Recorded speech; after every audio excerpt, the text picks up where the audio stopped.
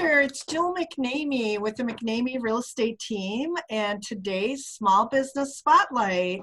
So my guest for today, Jen and I have known each other for, 20 years now.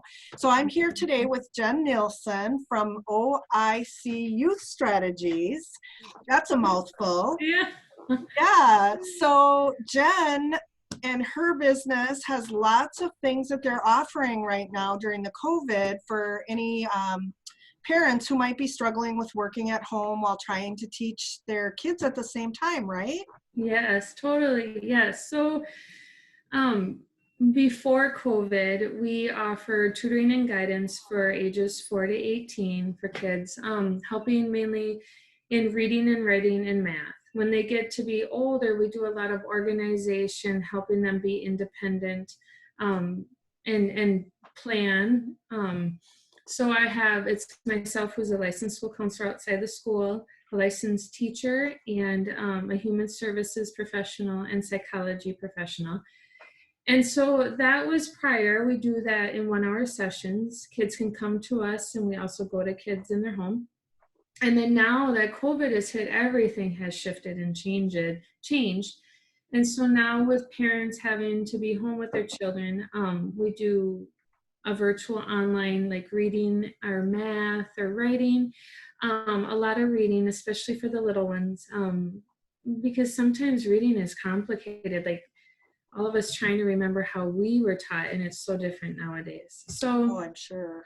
Those are the main things. Guidance, when we do guidance, sometimes we do more social skills with kids, just to work on friendship skills and whatnot. We can still do that virtually, and it gives parents a little bit of a break too. Yeah. So pretty much everything that you're doing is happening virtually right now, obviously, like all the rest of us. And maybe chat for a minute about your house, because I recently had the opportunity to walk through this amazing house that you have in Hudson on Oak Street. Mm-hmm. And now explain the purpose of the house in a non-COVID world. Like, what were you using the house for, and how was that utilized? Yeah. So I'm very proud of that house. My team since 2015 has worked on upgrading it, painting, and the yard alone. There are 6 flower gardens in the back. We have 3 teenage boys that maintain them and keep them where they're, we don't have to do anything extra.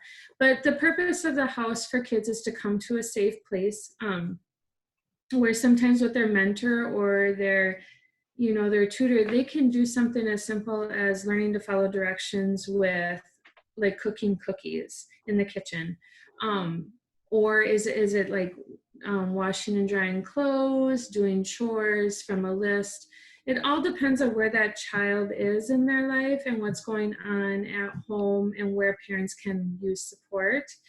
And I have never had a single complaint, knock on wood, from the house. I've actually had it where kids have said, I feel like I'm going to a friend's house. And they love the feeling of peace and calm that they have when they come there. Like you saw, it's a big house. Yes. The rooms are upstairs. Upstairs are like offices, so they're set up that way. So there's no beds or dressers like that feel. Mm-hmm. So yeah, and sometimes they go in the backyard and they do a lot of mindfulness that works on the 5 senses. So, I've taught my staff to do like a mindfulness walk, what do you see, hear, feel? And we don't taste anything because that's not safe, even though there are edible violets back there. But what do you think this would taste like? Stuff like that. So. Right.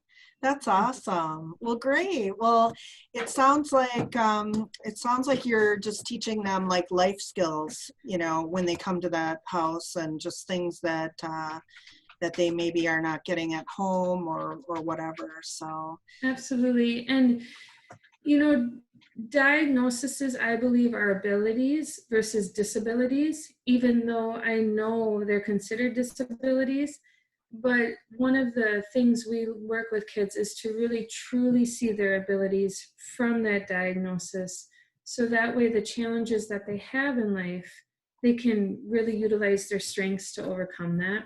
So Right. we've worked with kids with all kinds of diagnoses from RAD, ADHD, ADD, a lot of autism, and some children that are just simply struggling. So, and the other thing I forgot to mention, Jill, was another big thing that I really help with is just talking with parents. So I call it parent consultation. And sometimes I think our school system can be really hard to figure out for parents that aren't educators. There's so many rules. And so I've worked with parents just to sit down to help them get ideas or whatnot for their children. I've had parents come to me once a week for a couple of months, and I've had them just check in with me, one time, and then they were great to go. Right. So just to get that support. Well, that's awesome.